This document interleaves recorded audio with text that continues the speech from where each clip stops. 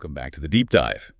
Today we're diving into a place that sounds like it was ripped straight out of a pirate story, Devil's Island. Or Yakshani's Dupata, as it's known locally on Sri Lanka's southern coast. Exactly. And when you hear a name that dramatic, you immediately picture, I don't know, a cursed barren rock. Yeah, you do. You think of prisons, exile, that sort of thing. But what the sources show is that this tiny piece of land is, well, it's anything but simple folklore. So where are we talking about precisely? It's an island right near the estuary of the Ahangama Goviyapana River. It actually sits on the coastal boundary that divides two districts, the Galle district and the Matara district. Yeah. And it's just this dense, living archive of history. And that's our mission for this deep dive. We're going to try and synthesize all those layers for you. We're going from ancient local lore all the way through its role in World War II. And we end up with this really surprising link to colonial-era textiles. It's an incredible amount of history packed onto one tiny rocky stage. It really is. And what's so fascinating is how the geography of this one small island basically dictated its global significance. It just completely changes roles over time. From a local landmark to a strategic asset. Right. It shows you just how vulnerable local history can be when global pressures show up. Okay, so let's unpack that. First, let's just pinpoint the location. The island itself is about 300 meters west of a bigger rock, right near the mouth of the river. Yes, but the first clue, the first historical breadcrumb, is actually in the name of the village on the mainland, Goviyapana. Goviyapana. If you sort of peel back the layers on that name, you find it came from Goviyaj Pahana. And what does that mean?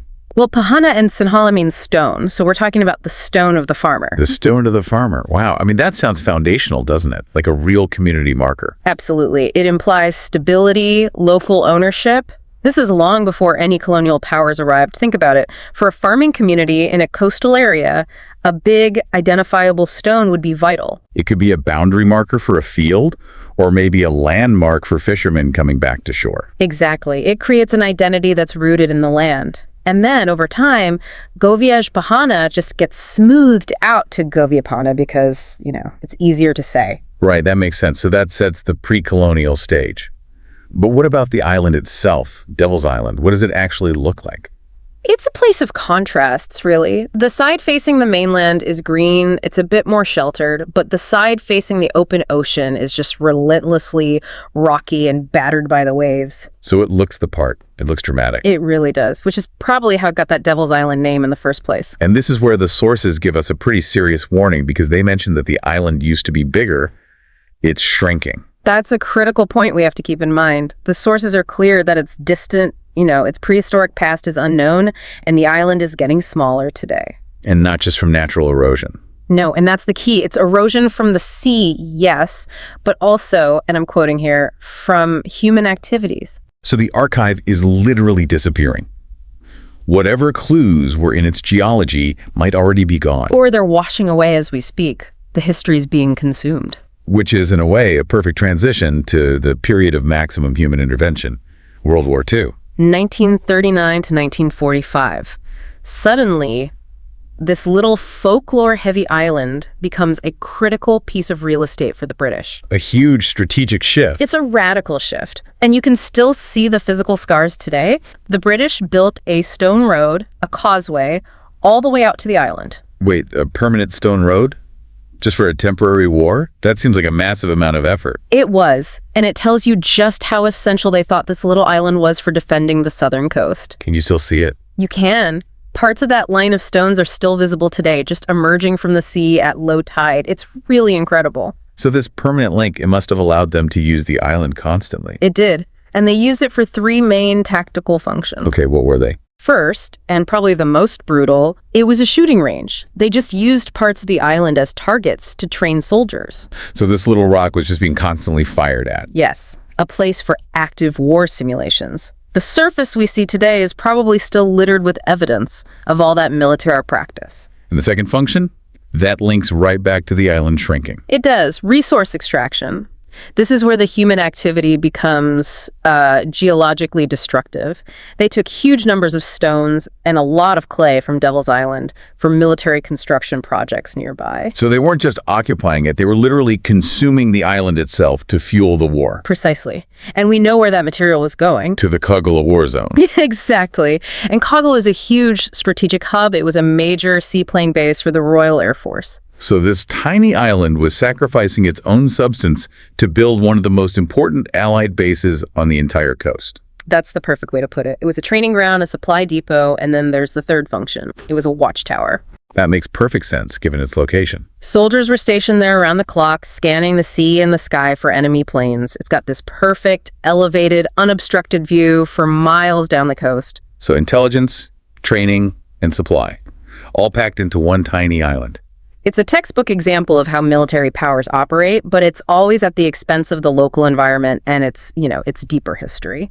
It's just shocking, that idea of stripping the land bare to build your defenses.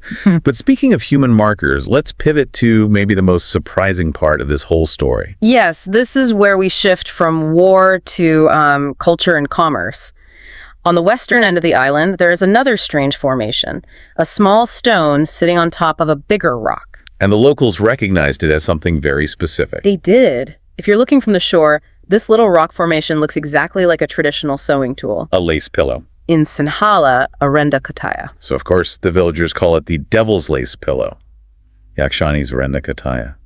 It's amazing that the geology would mimic a man-made object so perfectly. But what's really incredible is what that name tells us. It's a linguistic clue, a piece of forensic history. How so? The Sinhala word for lace, renda, it's not a native Sinhala word. It comes from Portuguese. From the word renda. So that's a huge clue right there.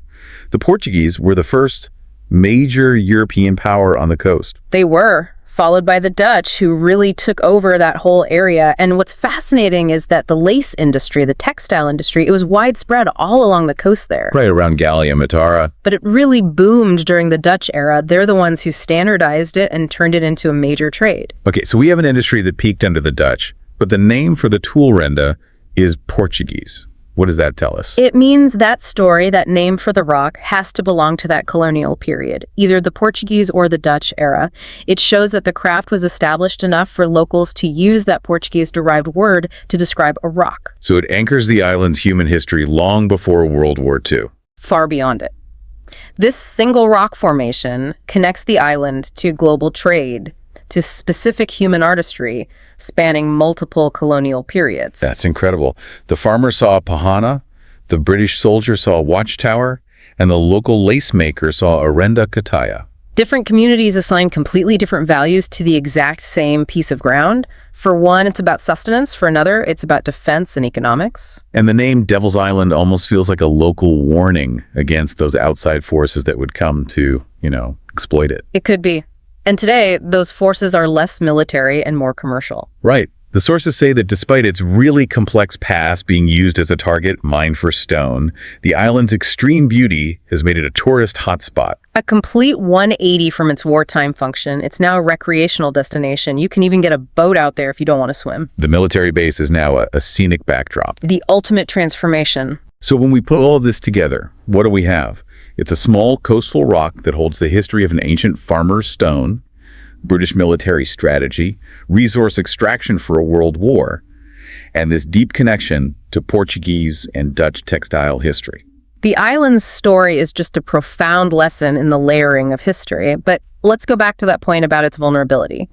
We know it's shrinking. But because of erosion and because of that intentional mining for the Kogala war zone, that's recorded history. They actively took pieces of the island. Yes, and this brings up a really important question for you, for the listener, to think about. We know historical resources were consumed for strategic purposes here.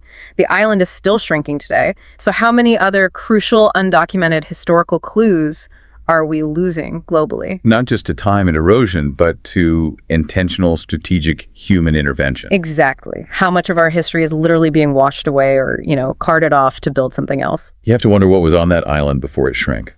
What clues were on the stones the British took? The history we know is just a fraction of the history that was once there.